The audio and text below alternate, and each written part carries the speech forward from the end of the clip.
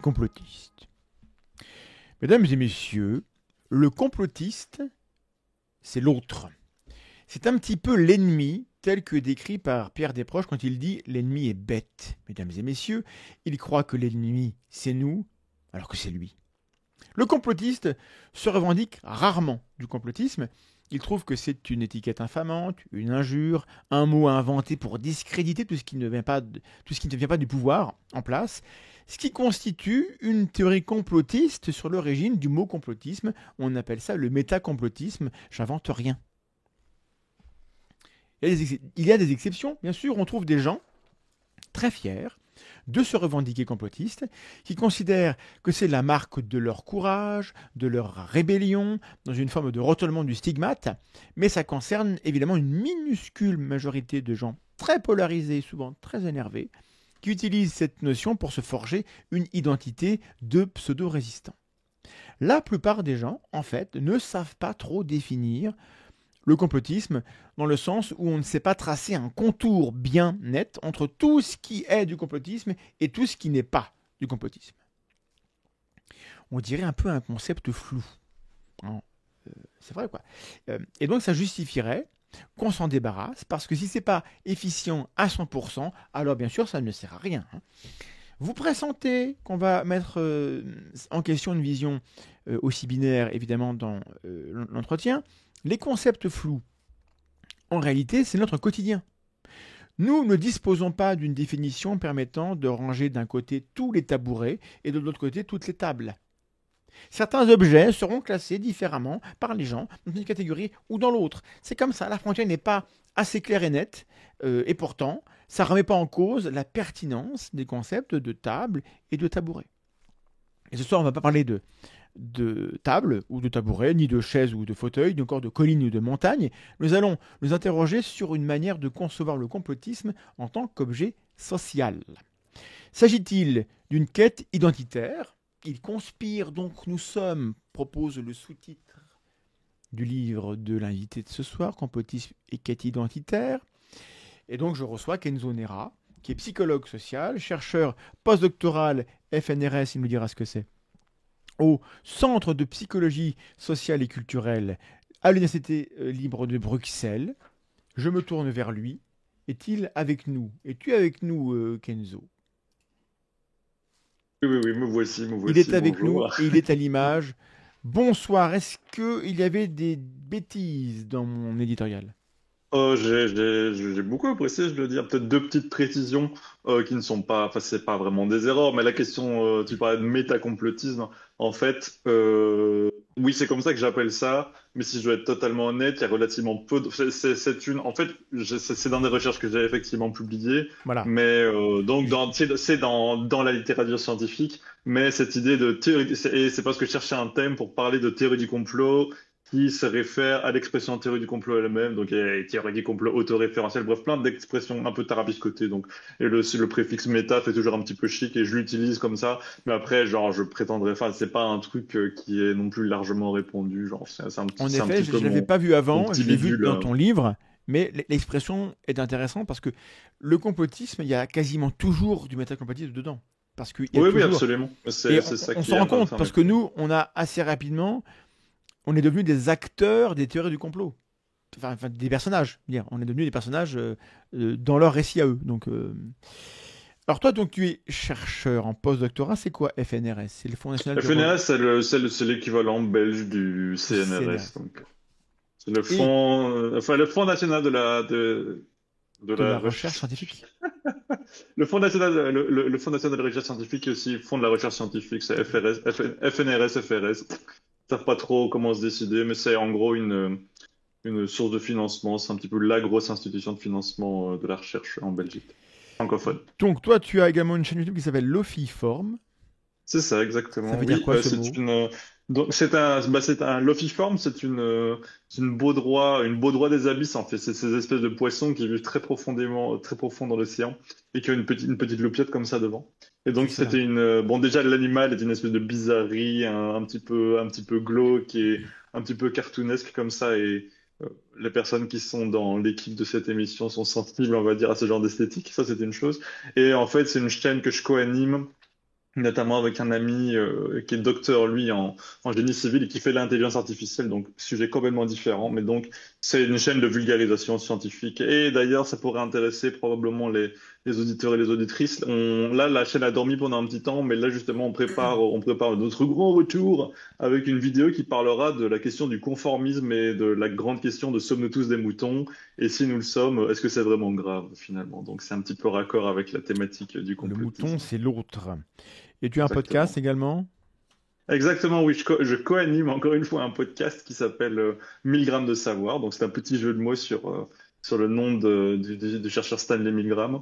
Et c'est un podcast de vulgarisation de psychologie scientifique. Donc, c'est avec des jeunes chercheuses, en fait, des jeunes chercheuses, oui, essentiellement. Genre, il y a un autre On va faire homme dans l'équipe, mais l'accord à la majorité. Donc oui, c'est oui, c'est bien. nous sommes donc on est une équipe de jeunes chercheuses et on interviewe des professeurs, des chercheurs en psychologie. On essaye que ce soit le plus diversifié possible en termes de thématiques, en termes de disciplines. Donc on a eu beaucoup de psychologie sociale, vu qu'on est tous à peu près psychologues sociaux à l'origine. Après, maintenant, on a aussi des psychologues cognitifs qui nous ont rejoints. Et voilà, on aborde vraiment toutes sortes de thématiques. Je pense que ça peut aussi intéresser les auditeurs, enfin les spectateurs de la chaîne. Alors, Donc 1000 grammes de savoir, et s'il vous l'opiforme. plaît, docteur Nera, définissez-moi le complotisme. Alors, oui, le complotisme, bah, comme tu le disais, c'est un objet assez difficile à saisir et en fait, d'une discipline à l'autre, la manière de définir ce que c'est que le complotisme, c'est assez, ça peut être assez variable. Donc moi, je vais vraiment parler du point de vue de la psychologie.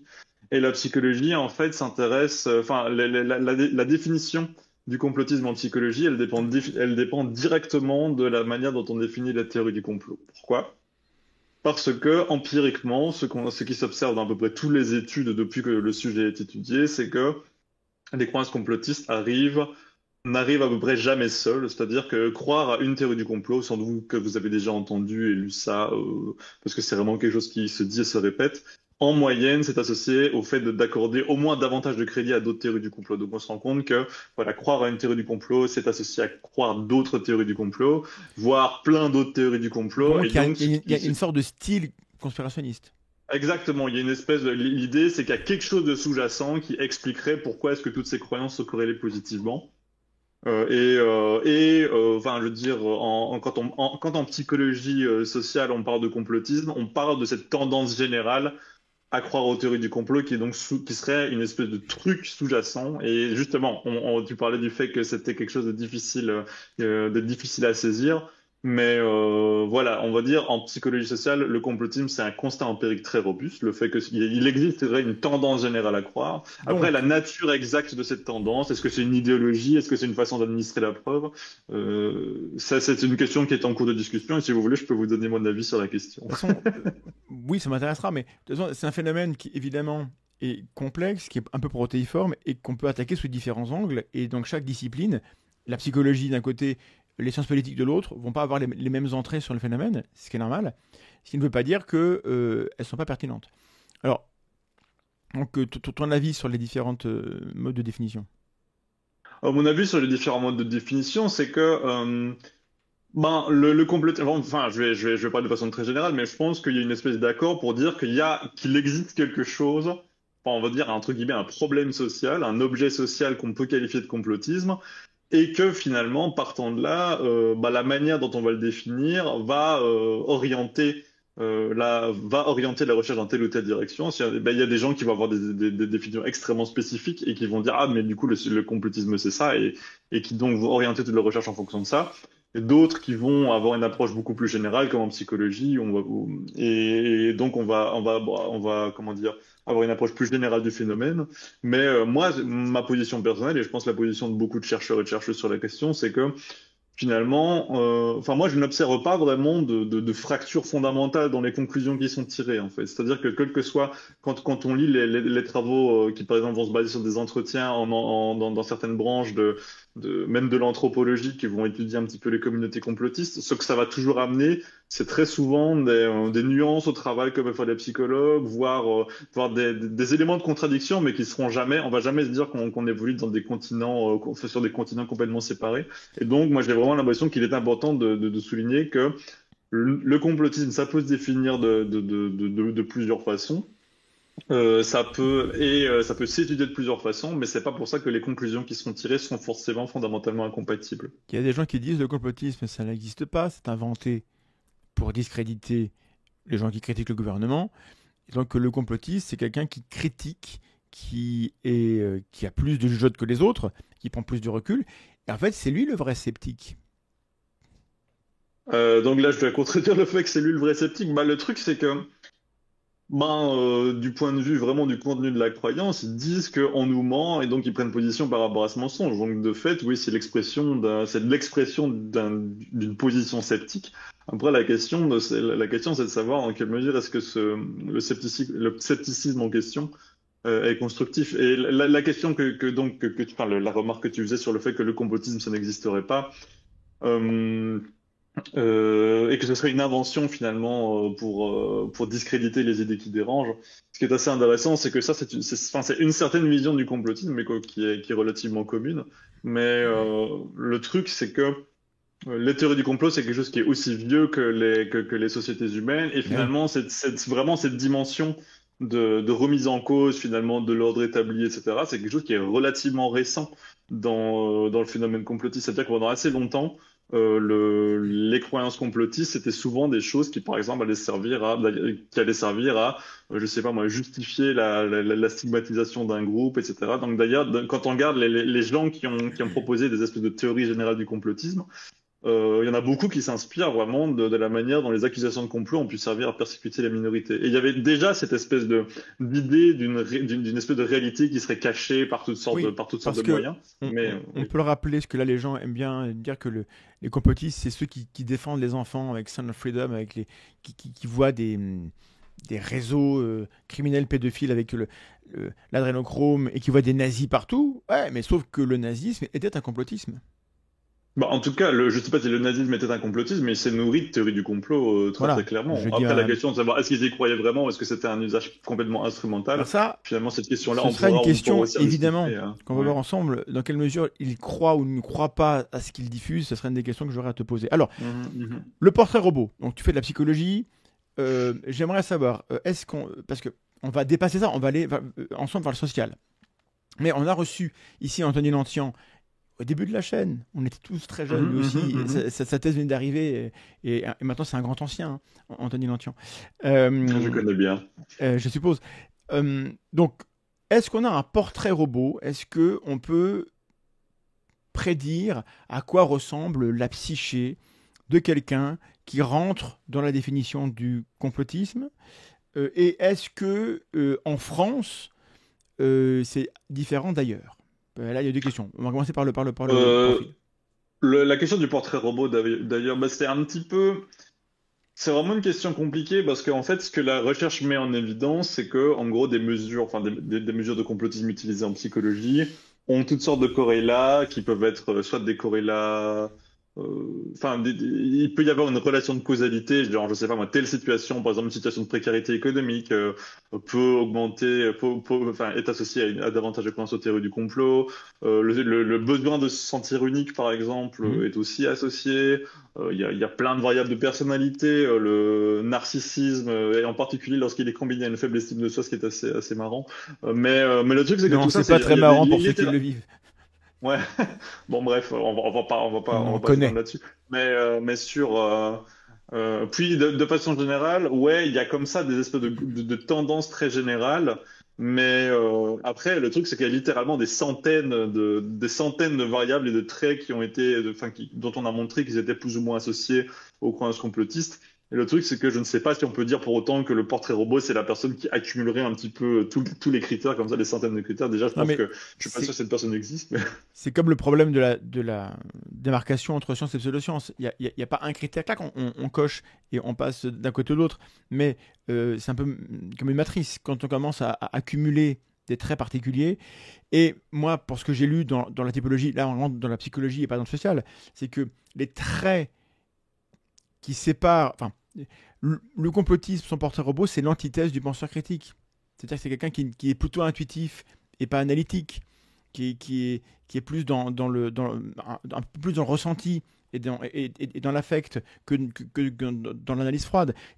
Voilà. Et quand on fait la liste des qualités que doit avoir un penseur critique, ouverture d'esprit, humilité épistémique, c'est l'inverse total lorsqu'on voit les pires, hein, parce qu'il y a tout un continuum, on va en parler. Mais moi, il me semble que voilà, quand de loin le mot sceptique, les climato-sceptiques l'utilisent, et pourtant les climato-sceptiques ne sont pas sceptiques, ils sont complotistes, puisqu'ils rejettent une vérité de science et ils élaborent des histoires pour justifier qu'on nous ment et on y croit et il y a des raisons pour y croire. Donc il y a quand même cette distinction-là, et elle n'est pas suffisante pour en parler. Et on va parler de social juste après, mais juste là-dessus, je voudrais avoir ton avis ou que tu élabores un peu. En tout cas, c'est vrai que sur vraiment ces variables, ces variables individuelles, un peu de personnalité, c'est clair que la question de la pensée intuitive, c'est vraiment quelque chose qui est très robustement Mm. associé au complotisme. Après, la question de savoir est-ce que finalement le complotisme, enfin, est-ce qu'on pourrait avoir une espèce de construit comme ça où un pôle ce serait genre le scepticisme sain et l'autre pôle le scepticisme complotiste. Donc, enfin, en tout cas, moi, je ne formule pas le problème en ces termes-là. Je vais peut-être, tu me demandais comment est-ce que je définis, enfin, comment est-ce qu'on définit le complotisme, et je crois que quelque chose qui se dessine en psychologie, c'est plutôt donc, on parle de mentalité complotiste en psychologie sociale, donc conspiracy mentality. Bon, l'expression n'est pas, enfin, je n'en raffole pas, mais c'est celle qui est un petit peu installée. Et l'idée, finalement, qui tend à s'imposer, c'est que ce qui explique finalement le fait que les gens sont euh, biaisés, enfin que certaines personnes sont biaisées vis-à-vis de croyances complotistes qui vont finalement croire à des choses farfelues. En tout cas, une des pistes de compréhension de ça, c'est que finalement cette conspiracy mentality, c'est une vision du monde, et que cette vision du monde, comme toutes les visions du monde, elle induit des biais par rapport à sa validation. C'est-à-dire que si vous croyez que le monde est complètement, enfin, si pour une raison X, Y, Z, vous croyez que le monde est contrôlé par des forces occultes, etc., ben, dès que vous allez rencontrer une croyance complotiste, ben, le traitement de l'information, votre façon de traiter l'information par rapport à cette théorie complotiste en question sera finalement influencée et quelque part guidée par la vision du monde que vous avez derrière. Donc c'est du biais.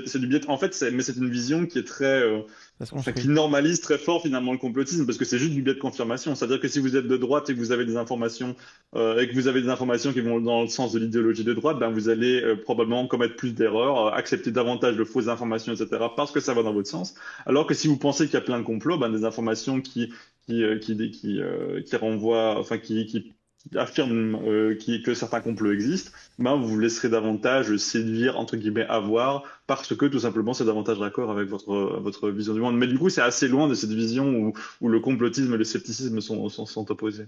Donc voilà, l'idée c'est de s'écarter d'une vision psychiatrisante de la question, notamment le lien avec le QI. Hmm. À ce que je sache, il n'y a rien de solide, de fiable, j'ai pas le terme, enfin de solide. Il n'y a pas un lien avéré entre QI et croyance. J'ai pas envie d'être ultra péremptoire là-dessus parce que c'est pas une littérature que je connais, mais en tout cas, ce que je sais, c'est que c'est clairement pas une donnée qui est, enfin, il y a peut-être une ou deux études qui ont montré un petit lien quelque part, mais c'est pas non plus une donnée énorme. Par contre, effectivement, on observe genre un lien négatif avec le niveau d'éducation, par exemple, pour donner, enfin, le plus haut niveau de diplôme.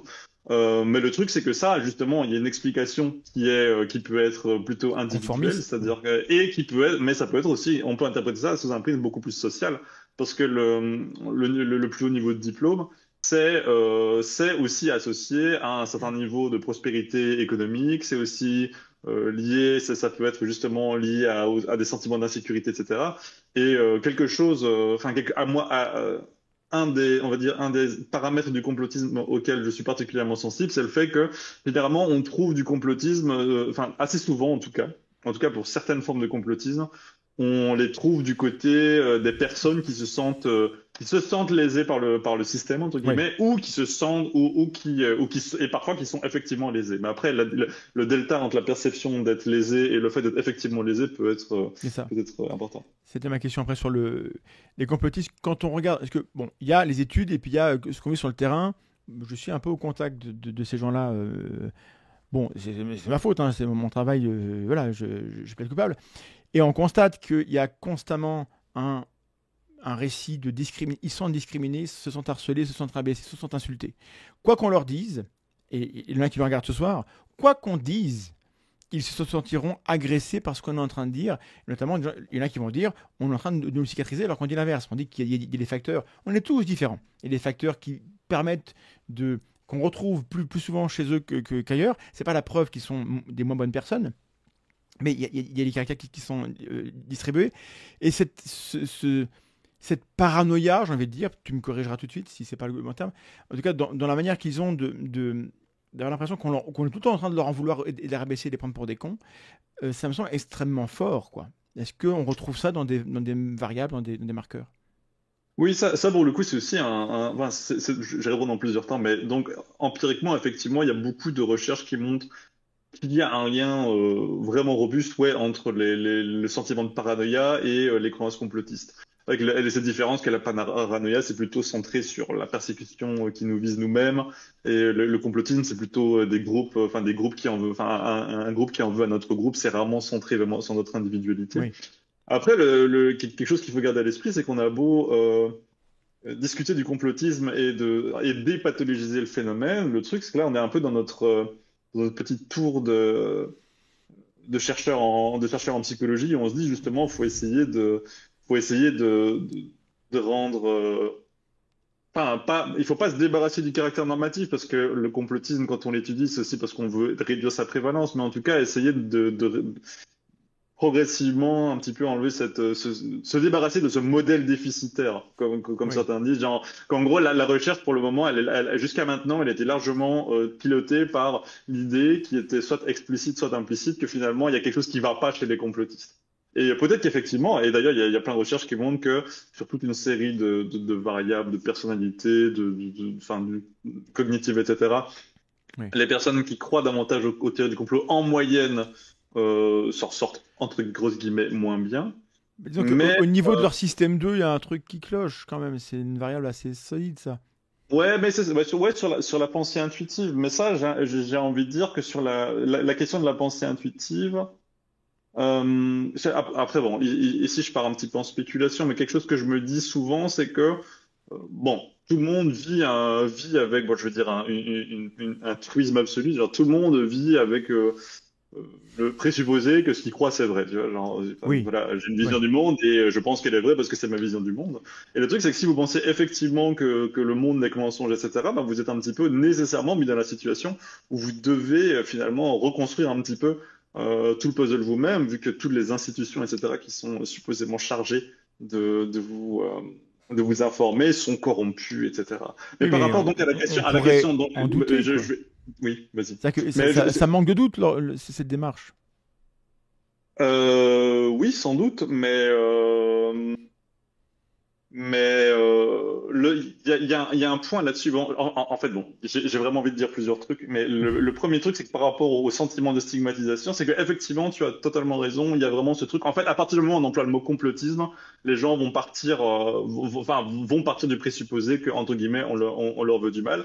Mais c'est aussi parce que l'expression complotisme, en dehors Effectivement. dès qu'on sort de la recherche, et même quand on est dans la recherche, c'est une expression c'est une espèce enfin, c'est un label un petit peu infamant comme ça. Donc, effectivement, je suis d'accord que c'est très compliqué d'établir une espèce de discussion où la personne ne se sent pas agressée.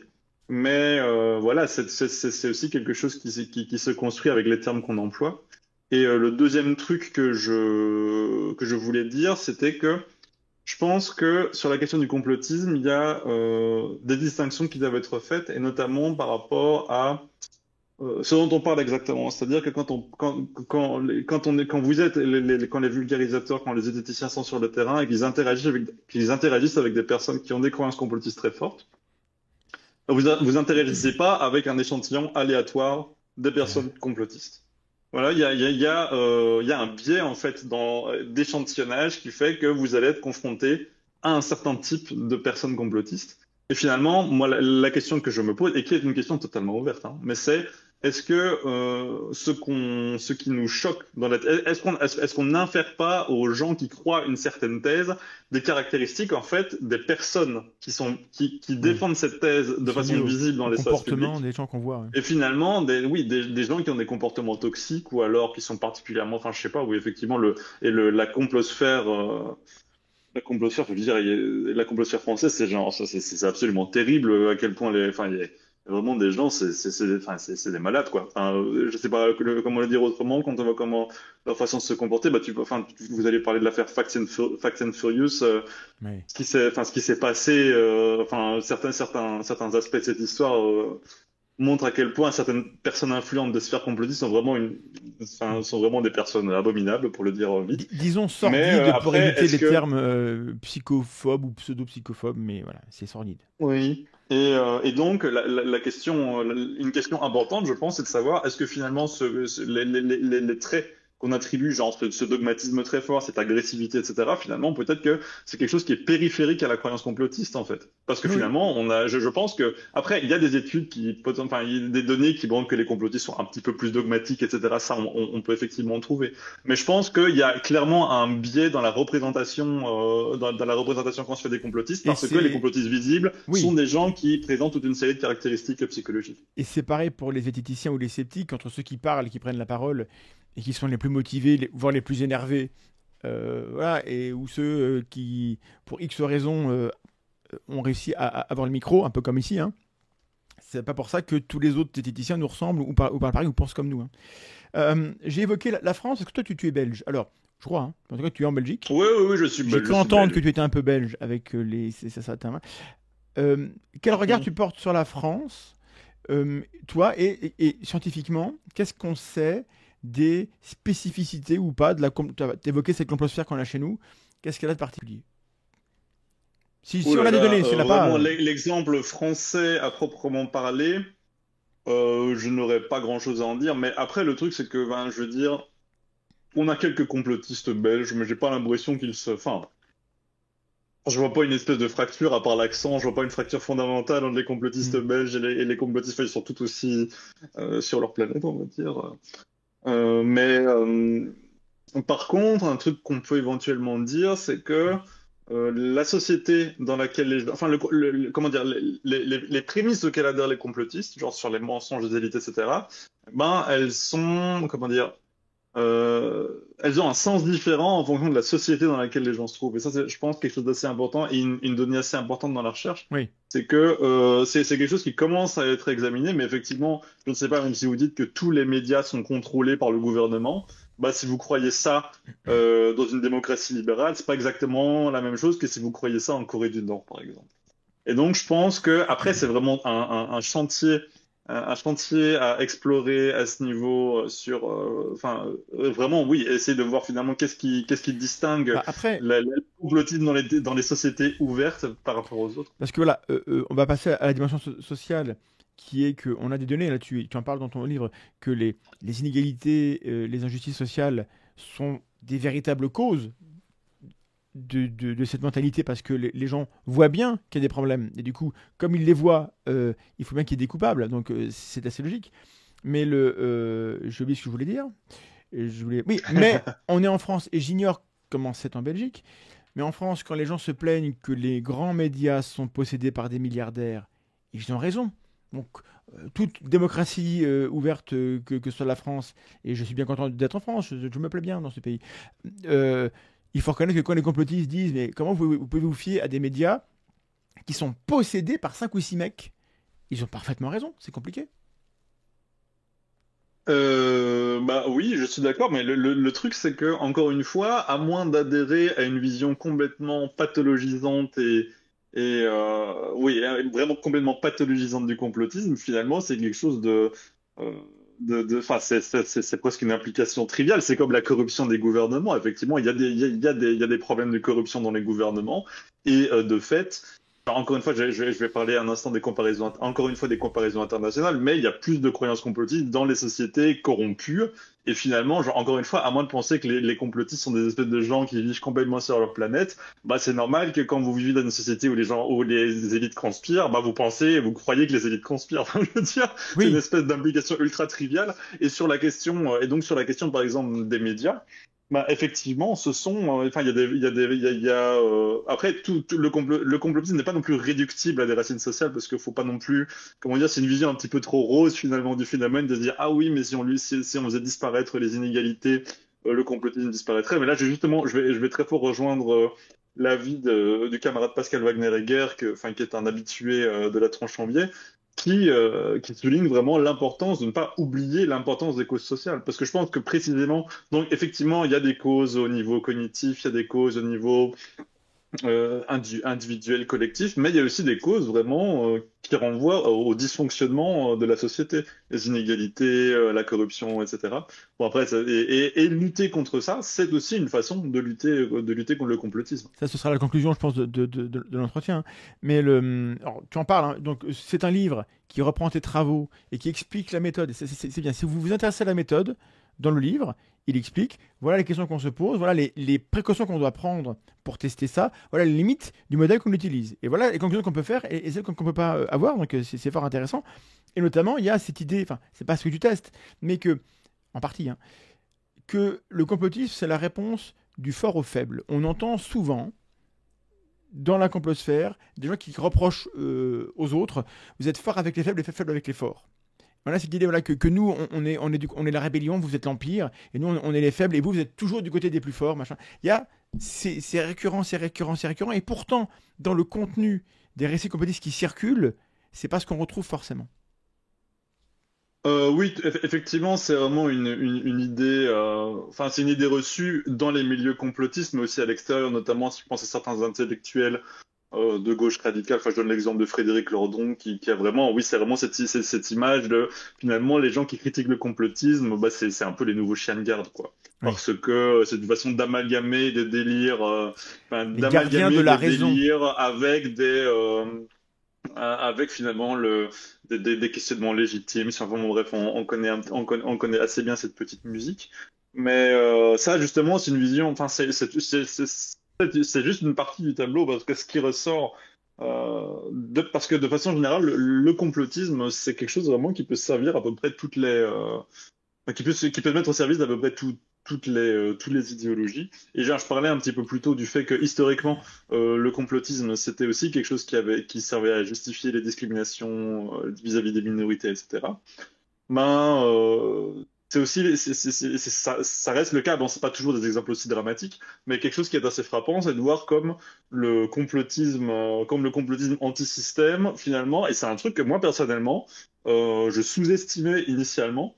C'est à quel point enfin, je dis pas du tout que tous les gens qui sont complotistes sont forcément Ouais. antisémites, mais le glissement, en tout cas, est beaucoup plus fréquent et beaucoup plus rapide qu'on pourrait le croire, en fait.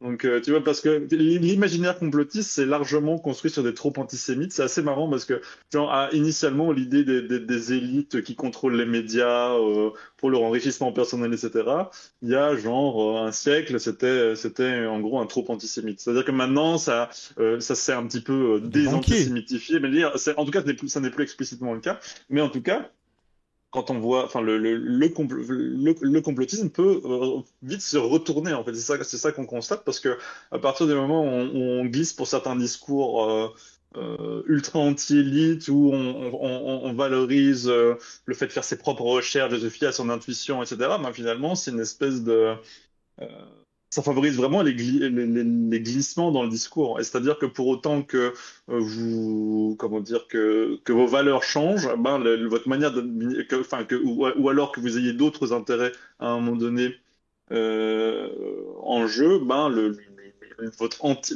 caractère anti-système du complotisme peut vraiment glisser vers quelque chose de complètement, enfin, de complètement soit pro-système, soit carrément, comment dire, discriminatoire, voire criminel. Bah, parce que moi, une des grandes incohérences, enfin, je sais pas, je n'arrive pas à comprendre la mentalité de ces gens-là, donc je m'interroge beaucoup. Comment est-ce qu'on peut être complotiste, critiquer le système français, qui a plein de défauts, le Macron et tout ce qu'on veut, euh, et dans le même temps être pro-Poutine. Alors que les Russes eux-mêmes Oui, savent très bien que leur système est totalement corrompu. Il y a, je- je- il y a certainement une ligne de code qui permet de comprendre pourquoi il y a une connexion entre les deux, ou peut-être même plusieurs, et peut-être plusieurs passerelles, ou plusieurs géométries. Moi, j'ai du mal à la comprendre, mais on la constate. Je veux dire, en tout cas, la surface de la complosphère, celle qui est au contact avec nous, il y a un recouvrement quasi parfait des pro-russes, des anti-vax, enfin, et de tout ce qui circule comme idée à la con. Le, le- la connexion, elle est totale, de mon point de vue, et je suis biaisé là-dedans, mais je m'interroge, parce que je crois que ça se voit aussi ailleurs. Est-ce que là-dessus, il y a des éléments d'explication? Euh, il n'y a pas, à ma connaissance, des explications théoriques fortes de ça, mais enfin, je veux dire, c'est comme d'habitude. Enfin, les recherches sont très spécifiques. Après, on peut spéculer un petit peu sur base des outils que ça nous donne. Moi, j'ai l'impression que la question de l'attrait pour les régimes autoritaires, bon, il y a vraiment plein de portes d'entrée là-dedans, mais moi, celle qui me parle, c'est tout simplement enfin, d'une part, l'hostilité, enfin, le rejet des paroles officielles et de finalement tout ce que les élites essayent, enfin, tout ce que les médias, etc., diffusent. Et les médias nous expliquent que les Russes, enfin, que les Russes sont vilains, que les Chinois sont vilains, enfin, je dis pas que la Corée du Nord, c'est des vilains, etc. Bon, ça, et donc, finalement, ce qui lie les théories du complot anti-vax aux théories du complot sur le Covid, aux théories du complot, enfin,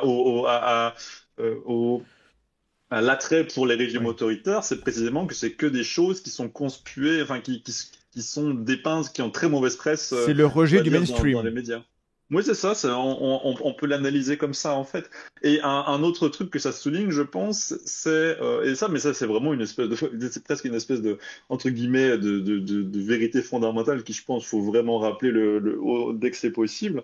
C'est le caractère socialement construit de notre connaissance du monde. C'est-à-dire que là, je suis pas en train de dire que la connaissance, c'est une espèce de construction sociale arbitraire, mais je suis en train de dire que tout ce qu'on connaît sur le monde, on Il y a le un contexte. sait parce que on le sait indirectement parce que des personnes à qui on fait confiance enfin, je pense pour de très bonnes raisons. Enfin, je veux dire que chercheur, je fais de la science, donc je fais confiance à mes collègues, mais c'est une espèce d'acte de foi qui est basé sur une représentation que j'ai du groupe. Et si par exemple, enfin, je veux dire, je pense que les fanboys et les fangirls du régime de Poutine, à mon avis, la plupart n'ont jamais essayé de manifester, de manifester dans une rue en Russie pour faire valoir leurs opinions indépendantes, parce que peut-être qu'ils en auraient une opinion un petit peu différente. Si vous voulez, c'est un petit peu Mais comme les staliniens et les communistes un petit peu à la dure dans les démocraties libérales. Enfin, je veux dire, parfois, quand ces gens entrent en interaction avec des gens qui ont vécu sous des régimes communistes un peu durs, bah, il y a des interactions un petit peu savoureuses parce qu'on voit qu'il y a une espèce d'image qui s'est construite. Donc, Et ça, c'est intéressant parce que du coup, là, et on rentre dans le cœur de ton sujet, c'est qu'il y a une nuance probablement entre ce qu'ils croient et ce qu'ils partagent, est-ce qu'ils adhèrent vraiment, est-ce qu'ils sont pro-Poutine, est-ce qu'ils seraient pro-Poutine s'ils étaient en Russie, voilà, tout ça. Et en fait, il y a le fait que c'est un affichage. J'adhère à tel discours parce que je veux me rapprocher de ceux qui sont anti-système et que moi, je me vis comme ça, donc je fais mien les discours de ce groupe-là pour être reconnu par eux, etc. Enfin, il y a tout cette quête d'identité, c'est le cœur de ton sujet. Là, je vais te laisser la parole pour développer.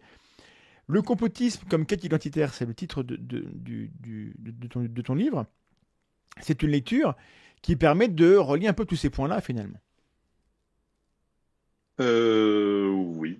Alors, Oui, explique-nous, voilà, si on chausse tes lunettes, le phénomène, qu'est-ce qu'il devient?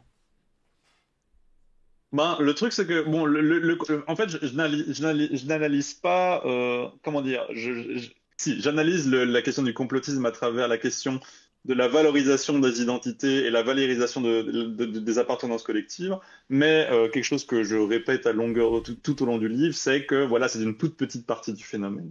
Mais donc voilà, c'est juste une précision parce que donc je ne dis pas que le complotisme c'est une quête identitaire pour revenir à ce que tu D'accord. avais dit avant. Donc ça c'était un petit Oui, il y a un une petite et. clarification que je voulais. Complotisme et quête identitaire. C'est vrai que tu dis pas que c'est la même chose. Voilà, c'est et c'est pas EST. Bref. Et sinon par rapport à tout ça, bon, en fait il y a vraiment plusieurs questions dans ta question. Donc la première c'est celle là, tu parlais de la distinction entre l'affichage d'une croyance et le fait d'y croire vraiment. Ce qu'on peut dire, c'est que de façon générale, les croyances complotistes, c'est des outils de mobilisation politique qui sont très utilisés et très efficaces. Et finalement, effectivement, il y a de nombreuses situations où je pense que, euh, par exemple, typiquement dans l'acte de partager sur les réseaux sociaux une théorie du complot, ben, ce sera un petit peu, ça pourra être fait juste avec l'idée si on pense justement aux figures du complotisme, je pense que si tu leur expliques que c'est faux par A plus B, ils s'en foutront un petit peu, voire ils savaient déjà que c'était faux, mais c'est une façon finalement de nourrir quelque chose, de nourrir un ressentiment, une colère, etc.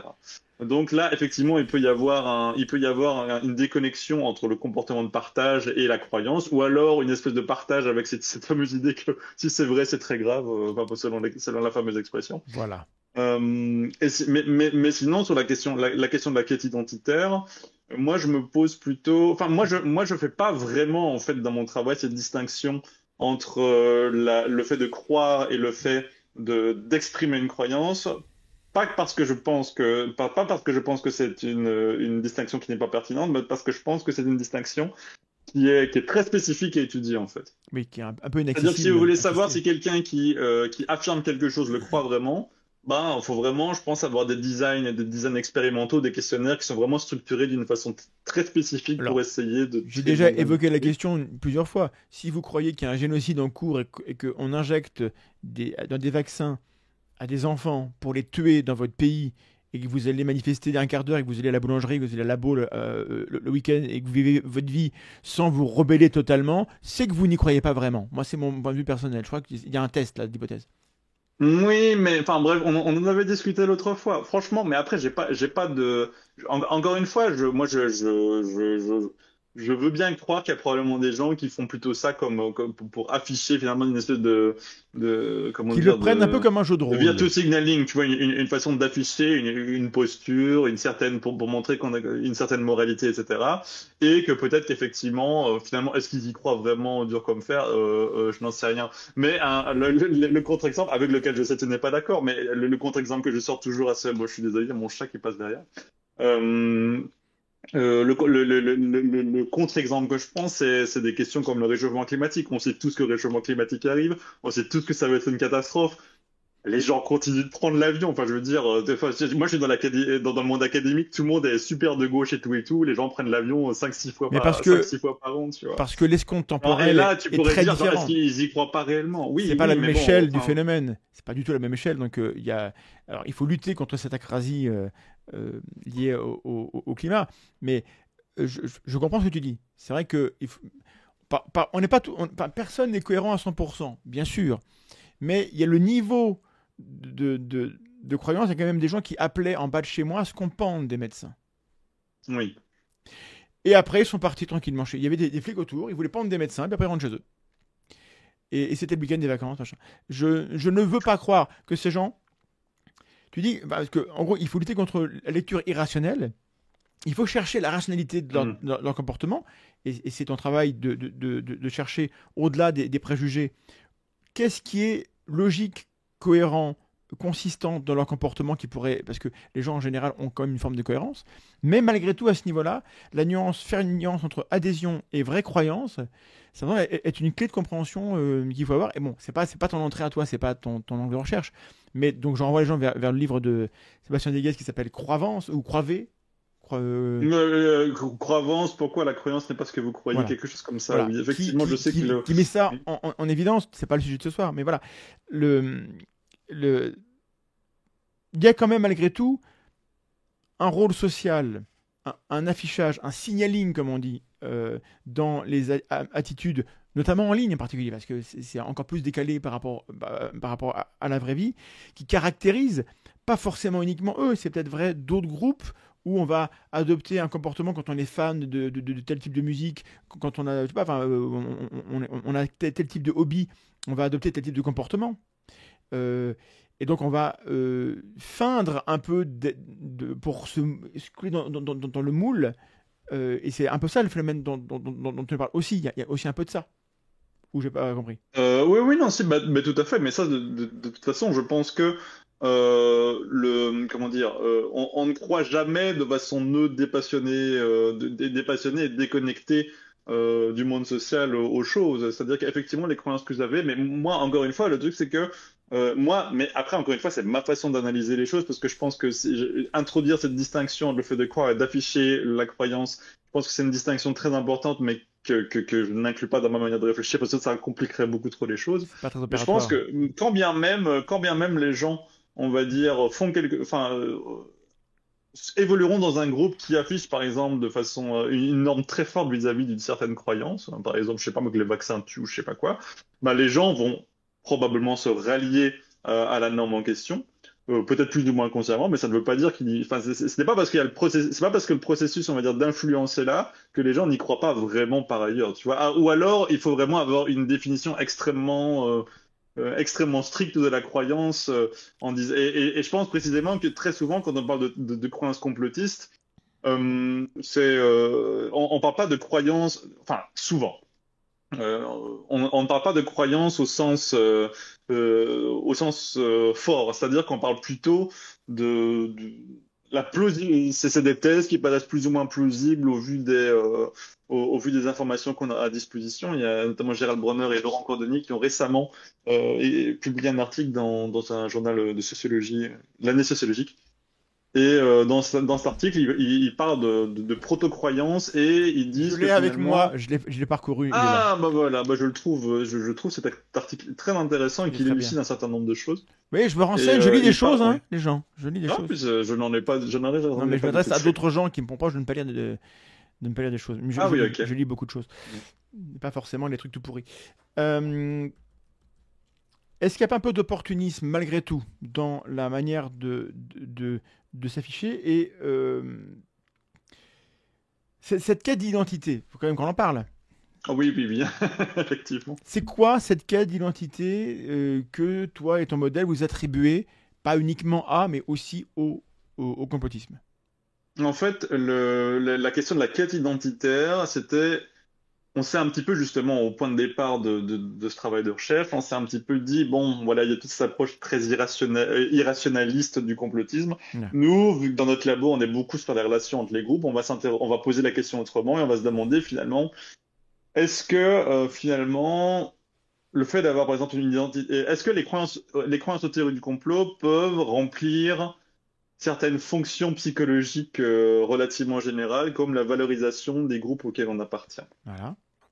Et dans une série d'études, on a montré que, enfin, je vais pas tout les décrire, mais on a un petit peu regardé comment est-ce que les croyances complotistes pouvaient aider, par exemple, des personnes appartenant à des groupes défavorisés à rejeter, on va dire, davantage des idéologies qui finalement culpabilisent un petit peu les personnes issues de groupes défavorisés pour leur situation. Parce que et certaines études qu'on a montrées, par exemple, c'est que le fait d'exposer une personne qui appartient à un groupe défavorisé à un discours qui culpabilise cette personne dans cette situation, genre une attribution interne pour la souffrance vécue, comme pour parler un peu dans le jargon. Mhm. Bah, ce qu'on a observé, c'est que si après avoir montré ce type de contenu, on demande aux gens de se positionner par rapport à une affirmation, par rapport à une affirmation complotiste sur le sujet en question, genre oui, non, en fait, c'est pas ça la vérité. La Il nous vérité, cache c'est des qu'en fait, il y a choses, des, il y a des, il y a des, on nous cache des choses, il y a des puissants qui contrôlent il tout, y a des etc. conflits d'intérêts. Ce qui est Et, vrai, hein, et ce qui ressort, c'est que cette situation, entre guillemets, de menace identitaire, un petit peu, rend en tout cas davantage attrayant le récit complotiste. Donc Et c'est un petit peu une façon de tester cette hypothèse-là. La deuxième manière... Non, désolé, vas-y, vas-y, non, vas-y. c'est-à-dire que dans le comportement même des complotistes, qui consiste à se dire attaquer dès l'instant qu'on critique, ça réalise ça. C'est-à-dire que d'une certaine manière, ils ont compris comment ça marche. Ils ont compris qu'à dire, regardez, on nous agresse, les gens qui observent la scène c'est humain, c'est normal, prennent parti pour l'agressé et pas pour l'agresseur. Si vous passez pour la victime, les gens vont vous s'identifier à vous et sans forcément vous croire, ils vont considérer que ce que vous dites a plus de valeur. Et donc, Hmm. cette rhétorique qu'on trouve, nous, typiquement chez les complotistes activistes, c'est comme s'ils avaient compris avant vous tout ça. Ah, mais ça, encore une fois, la question, c'est de savoir, parce que là, c'est vraiment la question du rapport instrumental au sentiment de discrimination. Moi, encore une fois, j'accepte volontiers le fait que ça peut être, que la victimisation peut être stratégique, Alors, hein, non, mais on j'ai va dit, dire attends, que je attends, pars de attends. l'idée que le J'ai dit sentiment c'est de comme si, discrimination. hein. Je suis pas en train de dire. Ouais, C'est ah oui, un peu d'accord, comme pour ok. l'évolution. C'est comme si leur comportement avait évolué pour être efficace, pour produire Mhm. l'effet dont tu nous parles. Mais justement, oui, et donc ça renvoie justement à l'autre versant de mon travail où on s'est intéressé un petit peu, enfin on a un petit peu parti de ce paradoxe entre guillemets qui est que bon, les croyances complotistes peuvent aider à valoriser, enfin à donner le sentiment d'appartenir à des groupes dont on a une bonne image, mais à côté de ça, les complotistes, enfin je veux dire, on se moque beaucoup d'eux, etc. Et donc, on s'est intéressé à la question de la discrimination du complotisme et la manière dont cette discrimination est comprise, donc, est perçue par les personnes complotistes elles-mêmes. Et effectivement, ce qui est ressorti de tout ça, c'est que euh, c'est vraiment une espèce d'identité, il y a une espèce de dimension entre grosses guillemets, c'est pas du langage technique, mais quelque chose de l'ordre de l'identité martyr. C'est-à-dire qu'on va se présenter comme on porte une vérité, etc. Et regardez, étant donné qu'on porte une vérité, on veut nous faire taire, etc.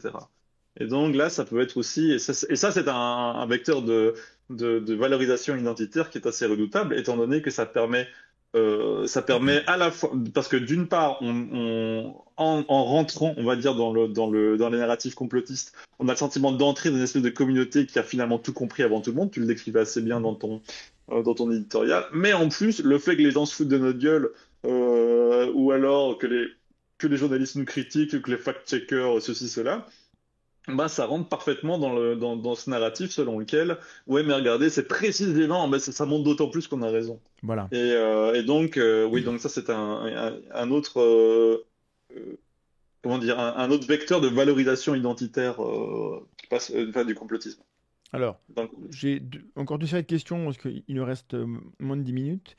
On va finir avec il faut politiser la question, que certains prétendent avoir inventé, mais qui est présent partout. Et avant ça, il faut que nous, on fasse notre autocritique en tant que sceptique et débunker. Le débunkage a plein de mérites, j'en parle dans mon bouquin. Le débunkage est très utile, mais pas forcément pour ce qu'on croit, notamment pas pour convaincre les gens absolument convaincus du truc inverse. Vous arrivez avec un débunkage, vous les énervez, voilà. Le débunkage, il sert à autre chose. Mais, est-ce qu'il n'y a pas du coup, au niveau des débunkage, toi qui t'es intéressé à l'identité du complotisme, comment ils se vivent et comment les influences que ça peut avoir, notamment sur les gens qui ne sont pas du hardcore, les 4% d'archi anti-tout, ils sont, ils sont là, mais il y a plein de gens qui regardent un peu ce qui se passe et quand même, ils n'ont pas forcément tort. Et nous, les sceptiques, lorsqu'on débunk, quel effet on a? Le débunkage, Ouais, le pour et le contre, tu vois? ça, c'est une vaste question. Et là, encore une fois, je vais pas parler sous l'autorité de la littérature scientifique. Moi, je sais, une première chose qu'on peut dire, c'est que de façon générale, quel que soit le sujet, faire changer d'avis aux gens, c'est quelque chose de compliqué. Donc ça, c'est un peu la donnée de base, mais quel que soit le sujet, et Oui. a fortiori quand c'est des sujets un petit peu, comment dire, profondément ancrés, ou alors enfin, qui sont associés à des valeurs, etc., ben là, ça va être difficile de... Oui. Et du coup, c'est très rassurant. La plupart des gens sont raisonnables. Ils vont pas croire des trucs complètement dingues. Ça, en gros, c'est la position de Mercier, hein, Hugo Mercier, qui critique un petit peu les cris d'orfraie. Il y a trop d'influence, les gens, la propagande influence les gens. Lui dit non, non, la plupart des gens croient un truc et ils écoutent essentiellement ce qui leur confirme ce qu'ils croient au départ.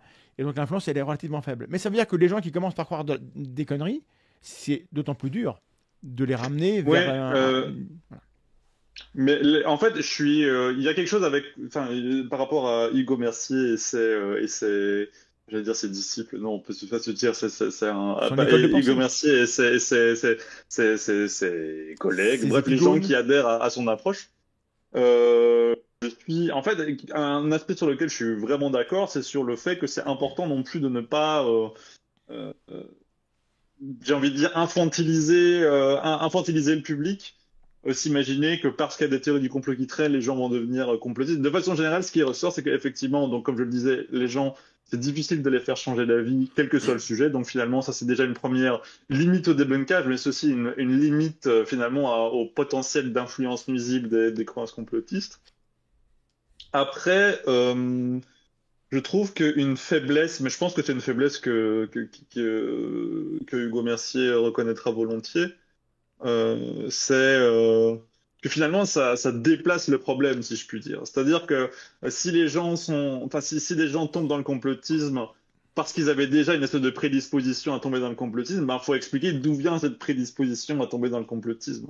Oui, parce que Et malgré ça tout, finalement le mystère. on constate qu'il y a des croyances fausses quand même, donc elles sont là. Hein. Ah oui, oui, non, mais c'est ça, oui, effectivement. Donc, la question de, bon, effectivement, genre, c'est pas juste parce qu'on va exposer les gens à contenu faux qu'ils vont croire des choses fausses. Par contre, on observe effectivement qu'empiriquement, il y a des gens qui croient des choses fausses, il faut quand même l'expliquer. Donc, l'explication est effectivement plus complexe que c'est juste parce que les gens ont été exposés à un truc faux à mort. Mais, euh, mais bon, oui, pour moi, ça déplace le problème. Mais donc, qu'est-ce que je disais? Oui, donc par rapport à l'efficacité du debunking, Oui. euh, bah, je pense que ouais, la chose, je pense la première chose à garder à l'esprit, c'est que bah, c'est justement la nature motivée du raisonnement humain, mais qui est propre à tout le monde. Pas se dire, voilà, les complotistes dans cette espèce de maladie, et finalement, quand on leur donne des informations vraies, factuelles, machin, machin, ben du coup, ils y croient pas parce qu'ils ont ils ont cette espèce de syphilis du cerveau qui fait qu'ils ne vont pas accepter les preuves. De façon générale, la question, de façon, le raisonnement motivé, il nous concerne tous sur tous les sujets, on va dire, après, les gens peuvent être plus ou moins font à Ouvert. ça. Hein. Ça ne veut pas dire que tout est parfaitement symétrique, mais en tout cas, c'est une tendance relativement générale C'est pas et, pathologique en euh, soi. et pas pathologique en soi. Et se dire que c'est pas une question d'accès à l'information. Tu vois, je sais pas juste en envoyant de l'information scientifique que les gens vont changer d'avis. C'est Donc, une question vraiment ouais. de rejet motivé de l'information. Et c'est pour ça que tu parlais, t'as mentionné la vidéo des bunkers des étoiles, que sur l'assassinat de Kennedy, que j'ai trouvé, je l'ai trouvé extrêmement intéressant. Je l'ai pas encore regardé la fin, mais je la trouve super bien foutue. Enfin, évidemment, j'apprends plein de trucs. Je trouve vraiment remarquable son travail de façon générale de documentation des théories du complot. Je Il trouvais connaît le ces vidéos dossier. sur le 11 septembre formidables Mm. aussi. Donc voilà, On le salue. petit salut. Oui.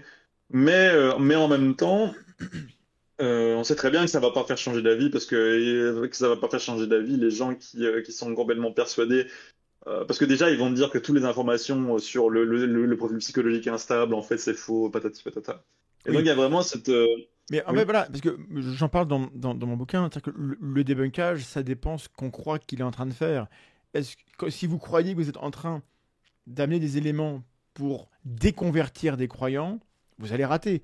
Si vous croyez que vous êtes en train d'amener un argumentaire cohérent pour que ceux qui pensent déjà comme vous comprennent pourquoi ils pensent comme vous et sachent défendre leur position mieux et éventuellement influencer ceux qui sont un petit peu incertains, là je pense que ça marche.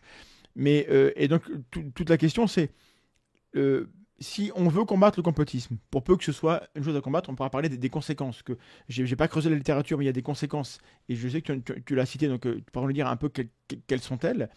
Il y a peut-être des conséquences positives, d'ailleurs, au complotisme. Mais si on considère que le bilan net, il est négatif, alors il faut le combattre, eh ben, le combattre, ça ne veut pas dire qu'il faut convaincre les 4% de ceux qui y croient. Mais Mhm. Ah oui, peut-être non, tout à fait. influencer gentiment en amenant un discours raisonnable et audible à la grande majorité des gens qui sont raisonnables et qui peuvent entendre. Et là, le langage a une place pour être efficace. Voilà. Moi, je suis assez d'accord avec ça. De façon générale, le truc, c'est que, encore une fois, je suis un peu embêté. J'aurais dû aller relire un petit peu. J'ai été complètement débordé ces derniers jours. Il y a dernièrement des travaux qui sont sortis et t'as des gens qui ont fanfaronné en disant, ah, le débunkage, ça marche pas, machin, machin. En réalité, effectivement, il y a plein d'études sur le débunkage qui montrent que, effe- si on agrège toutes les études, globalement, effectivement, ça marche pas trop. Mais ce qui ressort quand on regarde le détail, c'est que ça dépend en fait. Ça dépend de la manière dont c'est fait, ça dépend probablement du sujet, etc. Ça Et dépasse, ça dépasse. Et donc voilà, le débunkage, ce n'est ni un truc inutile, ni une panacée absolue. Et encore une fois, être au fait justement de la diversité de processus qui peuvent amener à l'adhésion d'une croyance, c'est quelque chose de très important. Et tu parlais de comment communiquer. C'est pour ça que je pense que le message donc de Pascal Wagner et de beaucoup d'autres sur le fait qu'il ne faut pas négliger, il ne faut pas se focaliser entièrement sur un certain type de cause du complotisme et en négliger complètement d'autres. Parce que quand bien même, c'est pas, je pense pas que c'est volontaire. Les gens ne se disent pas genre, ouh là là, je vais pas critiquer la corruption des gouvernements parce que sinon je vais perdre ma bourse de recherche. Ça n'arrive jamais. Enfin, je veux dire, c'est se donner beaucoup trop d'importance. C'est assez rigolo d'ailleurs que certains complotistes accusent des professeurs d'université d'être à la botte de machin, parce qu'en réalité, les décideurs politiques, ils en ont rien à cirer. C'est ça Oui, la mais vérité. parce qu'on a des chercheurs qui sont complotistes et qui disent, moi, on veut me faire taire. Parce que quand ils en parlent, on la regarde, on dit, mais t'es con, enfin, qu'est-ce que tu racontes? Et du coup, ils prennent ça pour, ah, on me menace, on veut pas que j'en parle. Donc ce discours-là, il est présent des quelques personnages un peu cringe qui sont présents dans les élites, entre guillemets. Ouais, c'est vrai, c'est pas, j'avais pas pensé forcément direct, j'ai pas pensé à l'exemple des chercheurs qui tombent vraiment dans le complotisme. Ça, c'est vrai, pour le coup, il peut y avoir un retour de bâton. Mais, enfin, Bah, cela dit, bah, évidemment, ils se font virer, je c'est veux pas arrivé. citer de nom ici, mais je veux dire, les gens, ce Ouais. backlash, j'ai l'impression qu'il passe essentiellement par les réseaux sociaux, par l'image publique, évidemment, qui est genre écornée, mais en réalité, enfin, je veux dire, les chercheurs complotistes, enfin, sauf, tous ceux qui me viennent en tête, ils ont toujours leur poste, enfin, je veux dire, ils rouspètent peut-être un petit peu plus, peut-être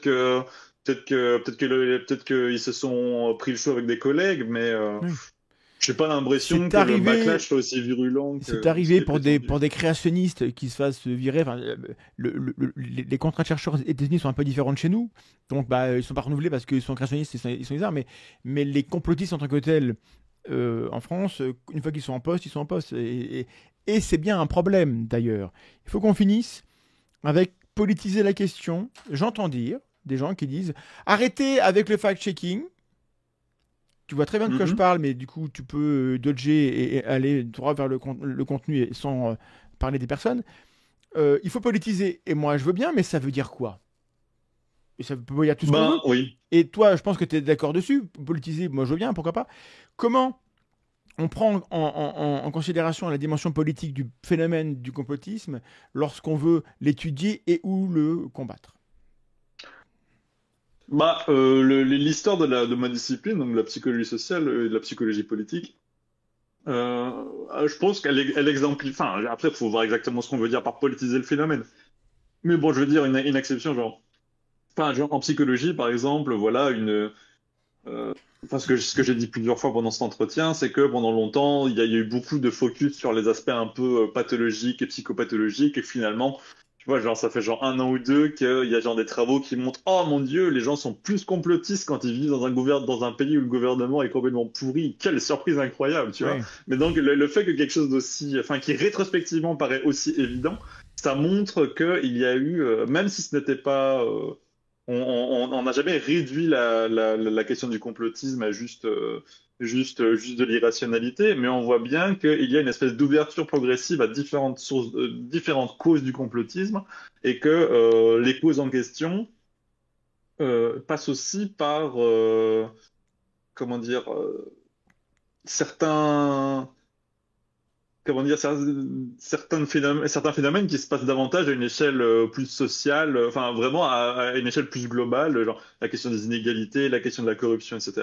Et je pense que le fait d'intégrer progressivement ces questions, c'est une façon de politiser la question. Et un autre exemple, je parlais tout à l'heure de l'idée que le complotisme, en fait, si tu analyses le complotisme comme une vision du monde, finalement, bah, ça devient juste, enfin, et que tu appliques la grille classique en psychologie du biais de confirmation, tu te dis, ah bah voilà, bah, tu vois, finalement, on dit les gens sont complotistes parce que quand on pas, enfin, et du coup, ils croient à des complots irrationnels, mais si finalement on dit que le complotisme, c'est une espèce de vision générale du monde qui inclut des croyances très générales sur le niveau de corruption des élites, etc., eh ben, ça symétrise, on va dire, le problème. C'est-à-dire que si vous pensez qu'il y a genre 1 million de complots partout tout le temps, eh ben, naturellement, vous allez plus facilement vous faire prendre parce que, encore une fois, genre de façon générale, le biais enfin, encore une fois, c'est du biais de confirmation, c'est le fait de se laisser avoir par se laisser avoir par des contenus qui sont entre guillemets trop beaux pour être vrais ou qui vont trop enfin, qui vont vraiment dans le sens de ce que vous croyez,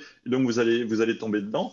Et cette vision, on va dire, fondée sur l'idéologie générale plus le biais de confirmation, donc je disais qu'elle sait maîtriser le problème parce que ça suggère, mais ça c'est une question qui reste à investiguer, mais le fait qu'on se pose la question est intéressant en tant que tel sur la question de la politisation, c'est que ça voudrait éventuellement dire que les gens qui croient qui croient que le monde il est parfait, qu'il y a absolument pas de complot machin machin, qu'il y a genre que la société c'est nickel machin machin, donc qui finalement sur cette compréhension spécifique du complotisme comme vision générale du monde, bah, ces personnes seraient éventuellement davantage susceptibles de commettre des erreurs, mais dans l'autre sens. C'est-à-dire qu'ils vont, ils vont finalement ne pas reconnaître l'existence de complots quand il y en a. Après, ça, encore une fois, c'est une hypothèse empirique qui doit être vérifiée, donc je ne dis pas que c'est forcément vrai, mais le fait de commencer à s'interroger sérieusement sur cette éventualité, c'est en soi, je trouve, une manière enfin, c'est juste d'être réflexif, pardon, sur son objet de recherche. Et je pense que la politisation du complotisme, c'est aussi ça.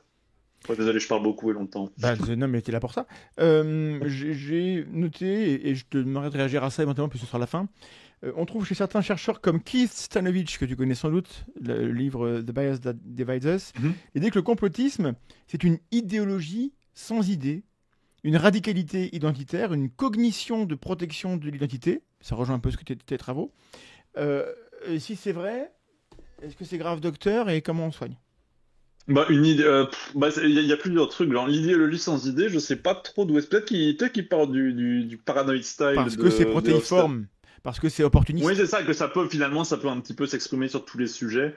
Sur le fait que c'est quelque chose de, enfin, ça présente une, comment dire, que les gens adhèrent à ce genre de croyances sur une base motivée, bah, ça, je le crois volontiers. Je pense que c'est de ça qu'on a discuté en long, en large et en travers.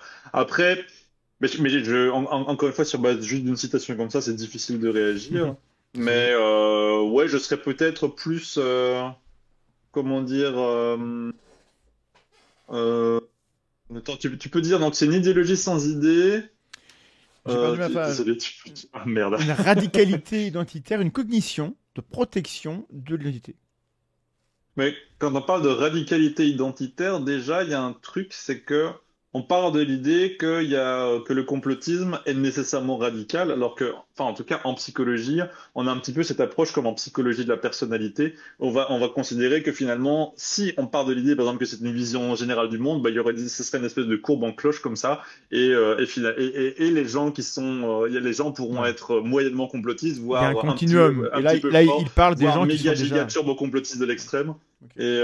Et effectivement, c'est les giga complotistes de l'extrême qui nous tracassent, probablement à juste titre, mais il faut voir un petit peu, comment dire, si en s'intéressant à ces cas super extrêmes, finalement, est-ce que on ne pousse pas les gens plus modérés vers plus de radicalité. Bon, là, c'est vraiment une hypothèse ultra sauvage. Ça se trouve, tous mes collègues vont me tomber dessus. Ce que je veux dire par là, c'est que finalement, quand on parle du complotisme, en se focalisant vraiment les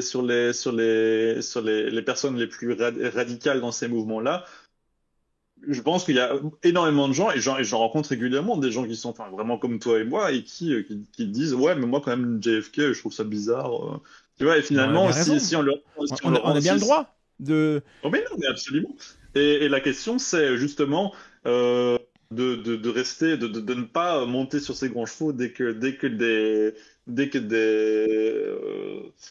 présupposés, enfin, dès que des hypothèses un petit peu complotistes arrivent sur la table.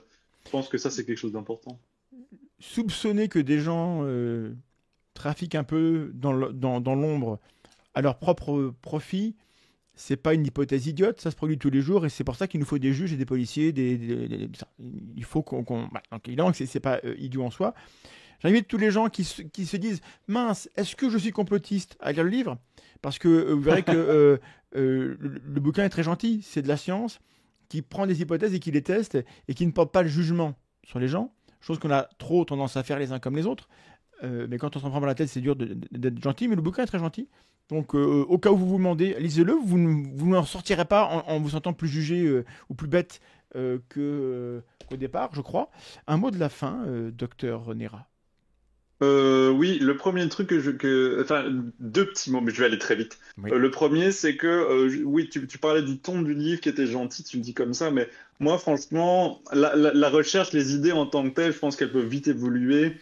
Et ça, c'est une chose, mais vraiment, le retour global que j'ai jusque maintenant sur le livre, y compris par des gens qui peuvent être séduits par la thèse complotiste, ces gens, j'ai vraiment eu beaucoup de retours qui disaient, ah ben, c'est quand même chouette d'avoir quelqu'un qui prend beaucoup de précautions, qui ne va pas directement rentrer dans l'art, qui va Oui, parler au conditionnel, qui va le livre est finalement très pas poser prudent. de jugement. Mais parce que, Donc ça, c'est le premier. mais ton bouquin est une leçon de prudence épistémique.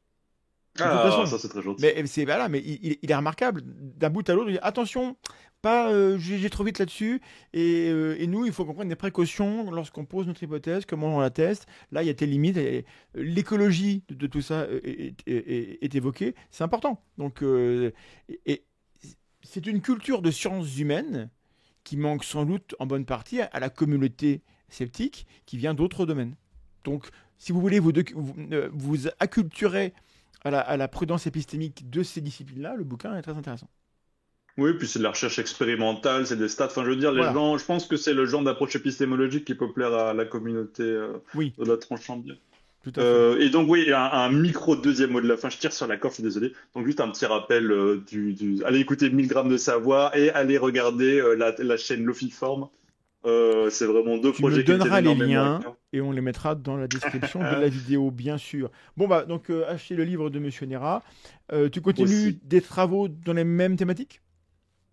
Ouais, je suis toujours sur le complotisme. Là, je cognitivise un petit peu plus mon travail. Donc, on va dire, bref, on va pas rentrer dans les détails. Mes prismes d'analyse évoluent un petit peu, mais je suis toujours sur le complotisme, a Bon, priori pour encore un bout de temps. et bah, n'hésite pas à me tenir au courant de ce que tu fais parce que c'est la vocation, au moins de ce format-là, d'être vraiment au contact des gens qui produisent des connaissances, d'être au contact de la source. On était en direct de la source ce soir. Merci, Kenzo. À bientôt. Avec C'est la plaisir. fin de cette section, mais nous revenons juste après.